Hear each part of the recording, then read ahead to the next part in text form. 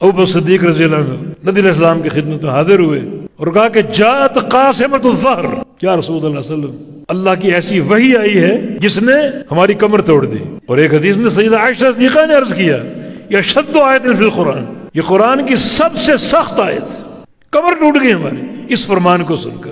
مانا جو برائی کرے گا اسے جہنم کی سزا ملے گی، تو برائی تو ہر ایک سے ہوتی، چھوٹی ہو بڑی ہو، کوئی قرآن نے اسے سنا تو نہیں کیا، جو برائی کرے گا جہنم کی سزا ہے۔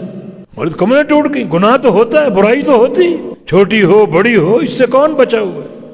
مانا سارے جہنم میں جائیں گے۔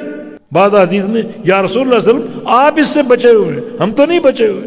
رسول اللہ صلی اللہ علیہ وسلم نے وضاحت کی، اور قربان جائیں صحابہ پر ان کے سوالات، اگر وہ نہ ہوتے تو آج ہم بھی پریشان ہوتے۔ جواب ملا جس سے پریشانی دور ہوگی۔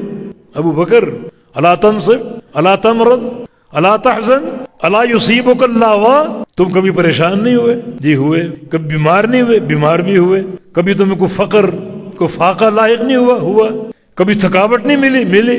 فرمایا کہ یہ بدلہ ہے جو اہل ایمان ہے، جن کے ایمان میں صداقت ہے۔ معصیت اگر ہوتی ہیں، گناہ اگر ہوتے ہیں تو اللہ ان گناہوں کو جھاڑتا ہے دنیا کی تکلیفیں دے کر۔ صحابہ خوش ہو گئے۔ جزا ملتی ہے ضرور، سزا ملتی ضرور ہے، دنیا میں ملے یا آخرت میں ملے، لیکن ایک مومن کا معاملہ اللہ تعالیٰ دنیا میں صاف کر دیتا ہے۔